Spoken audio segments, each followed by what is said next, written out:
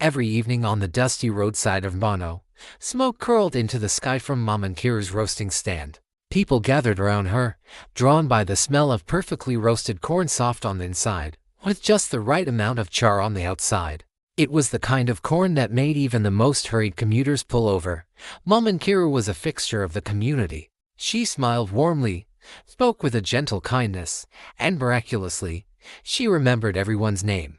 To the villagers, she was a harmless, motherly figure, her fingers stained with smoke, her eyes perpetually tired, but no one knew her secret. No one ever noticed that for 42 years, Kiru had roasted corn at this very spot, yet she never seemed to age a day. Her stall was just as timeless. The rust on the iron grill never spread, the wooden bench where customers sat never cracked, and most strangely, her fire never went out. Not even during the heaviest downpours of the rainy season. That's because she wasn't a woman. Not anymore. Long ago, she had taken this human form, a humble roadside vendor. To hide among mortals, she didn't need money to survive. She fed on something far more potent, what she called the hunger of souls. The quiet desperation in a person's eyes as they approached her fire. Every time someone bought corn from her, their heart heavy with fear, heartbreak, anger, or jealousy, she would feast on that raw emotion. Each transaction made her stronger, and left them just a little emptier than before.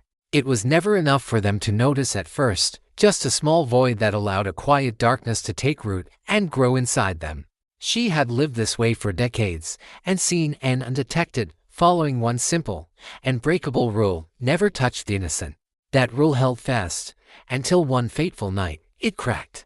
A 10-year-old boy named Chidi stumbled to her stall, his face streaked with tears. He explained, his voice choked with sobs, that his family's small corn farm had been destroyed by wandering cattle. For this misfortune, his father had beaten him.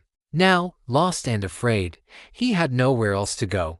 Kira felt a jolt. The emotion radiating from the boy was overwhelming raw pain, pure hopelessness.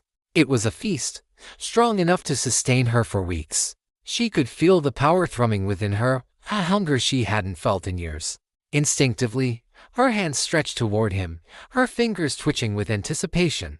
But then, the boy looked up, his innocent eyes wide and glistening. "Why do you stay alone every night, Mama?" he asked.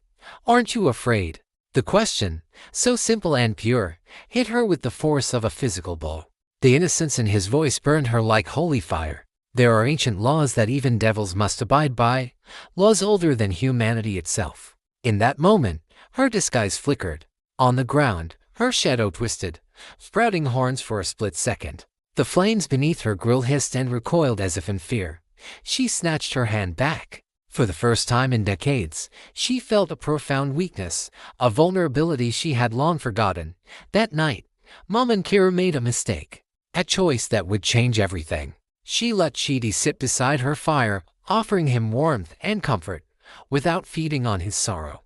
The next day, Chidi returned, and the day after that. He wasn't a customer, he was a friend. He told her stories about his village, about his dreams of growing the sweetest corn in all of Mono. He enjoyed her company, and to her own astonishment, she began to enjoy his. But a devil is forbidden from feeling compassion. It is a poison that rots them from the inside out. By the 7th day, she was fading. Her ancient powers were thinning, her carefully crafted disguise slipping. Each time she blinked, her eyes turned a solid, coal black. Anyone who dared to look too closely would have seen the monster lurking beneath the skin and screamed in terror. One evening, as Chidi approached her stall with his usual bright smile, another figure emerged from the twilight behind him. It was an old man, dressed in a simple white wrapper and leaning on a wooden staff. His presence felt ancient and powerful. "Leave the child," the man said, his voice quiet but firm. Kira recognized him instantly. He was a messenger, a watcher of the borders between the realms of light and darkness. She instinctively moved to stand in front of Chidi, shielding him with her body. "He is under my fire," she whispered, her voice a low growl. "He is safe with me." The old man's eyes were filled with an ancient sadness. "No child is safe under a devil's fire," he replied. "But you have protected him. That is not in your nature." Hearing those words, something inside her broke. A single tear, her first in centuries, traced a path down her cheek. But before it could fall, it sizzled and evaporated into a wisp of smoke. The messenger understood. He touched his staff to the ground, and they around them shimmered with power. "You have a choice," he declared. "Return to your realm and lose this last shred of your borrowed humanity, or surrender your power and remain here, as the woman you have pretended to be." Kira looked at Chidi. He was scared and confused, his small hands clinging tightly to her wrapper. For the first time in her long, predatory existence, she didn't want to devour a life. She wanted to save one. She turned back to the messenger, her voice clear and steady. "I choose the fire of humans." The world around her dissolved into a blur of light and color. Her shadow on the ground straightened, the horns vanishing as if they were never there. The immortal power that had defined her for ages drained away, disappearing like smoke blown by the wind.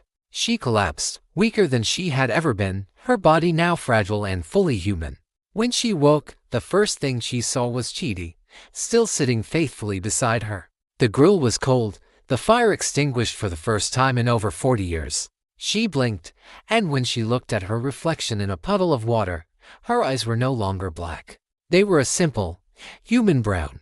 She was no longer Maman Kiru, the devil in disguise. She was just Kiru, the corn seller. And for the first time in her entire existence, she felt something new. Something she had only ever fed on but never tasted herself. Peace. Thank you for watching. If you enjoyed this story, please like, subscribe, and hit the bell icon to join us for more tales from the crossroads of myth and reality.